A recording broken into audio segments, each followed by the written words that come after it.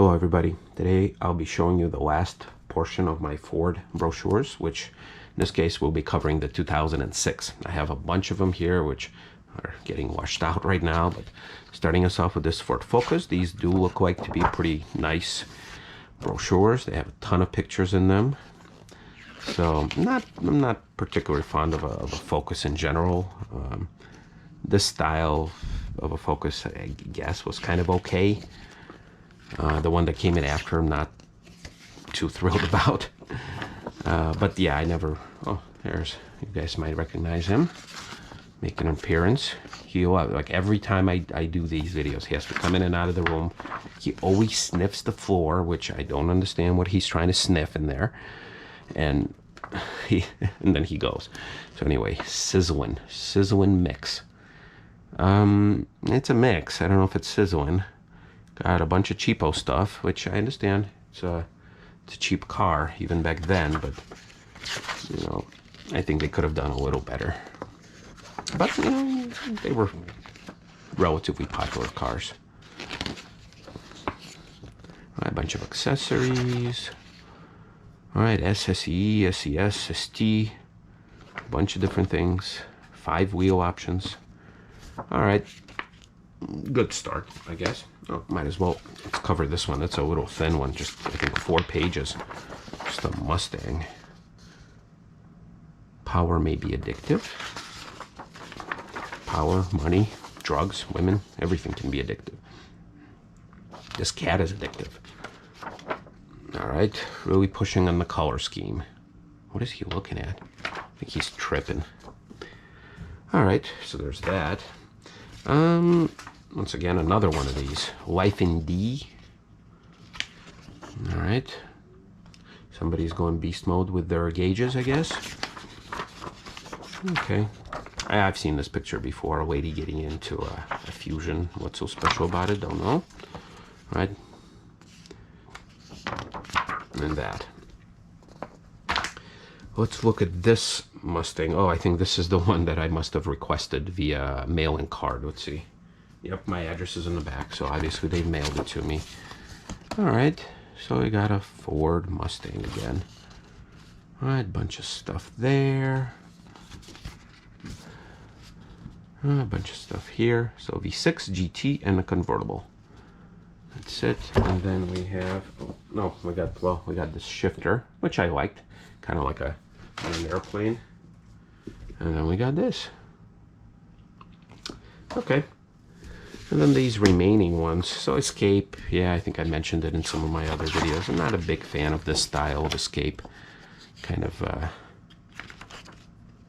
I think very basic and bland. Now, granted, this whole thing wasn't, this whole segment wasn't very exciting, you know, back then.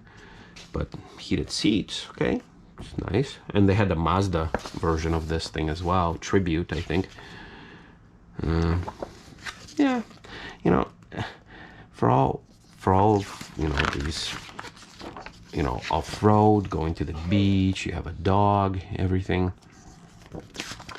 So many people just use them to drive around, you know, without ever experiencing anything that these things are capable of. And these small things, they're not very capable vehicles. Now, we have a 2016 Forester, which I took, you know, snowing in a snowy parking lot. Then I had a little bit of fun with it, but, you know, I'm sure if there's a commercial out there, it's going to show that it's capable of doing a lot more, which on a closed course with a professional driver, yeah, maybe. Man, it really sucks. Like the clouds, it's so windy today that the clouds are just going so fast that the light keeps moving. All right, Expedition. Sorry, I'm just talking and forgetting what I'm showing you guys. What is this? Like, why is this starts as an Expedition brochure? Some of us live life on a grander scale. What does that even do? That some people are more rich than others? Maybe. All right, a bunch of Expeditions. Not too thrilled about Expeditions of that era. I think a lot of it improved over the years. But this is, I think, when they started introducing, in this generation, these uber luxury features. You know, King Ranch and soft saddle leather and know that good stuff. The Limited. I like the Limited, I think, better. I never understood why saddle leather was, you know, considered luxury. Okay, real leather here. Yes, they are advertising that they're heated and cooled. Nav system makes an appearance. All right. Leather. Folding seats. Airbags. Oh, reverse sensing system. I'm like, what is that? Like, what is they even advertising? Okay, so it'll start beeping at you. Okay, wow, 6 trims. 6 trims. Holy moly. You know, it's interesting how you have the XLT and XLT Sport. So in an XLT Sport, all you get is just like the blacked out stuff. 17-inch wheels, but that's the same thing. Dark shadow gray body side molding. Yeah, a bunch of like different quote-unquote sporty bits, but who cares? Yep. All right, tons and tons of different options for all those different trims. All right, so check this out. I encountered this for the first time with my Cadillac brochures, and this is the second time. You have 2 different 500, you know, cover arts, but inside they are exactly the same. So you're just gonna have to trust me. But they're page by page. I compared them, and they're exactly the same. So even though Crown Vic was still around in the town car, this is when they wanted to copy some Volvo design or some Volvo collaboration to create, you know, the next generation of full-size sedans, which were nice, I guess. You know, by that standard, you had more modern nav, you had different interior, you had smaller, more economic. You know, you have BlackBerry in there. You know, so I kind of like the Taurus and the 500. You know, but they started with this whole 500. I don't know why they did it, why they called it 500. I don't think it was for the engine or anything, but yeah. Oh, and then this must have been the one below the fully loaded, so minus the clock. But yeah, you had like you could have got the entertainment system for like the kids in a sedan. That was new. Yeah, you see, you had the clock in the fully loaded one only, and then you have a clock that you're carrying, of course. And the seats, I remember being very supportive and comfortable too on those. I drove these. I drove the Taurus and the 500,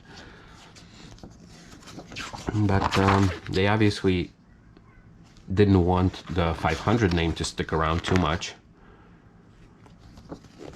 Because they changed it. And then here's the comparison again.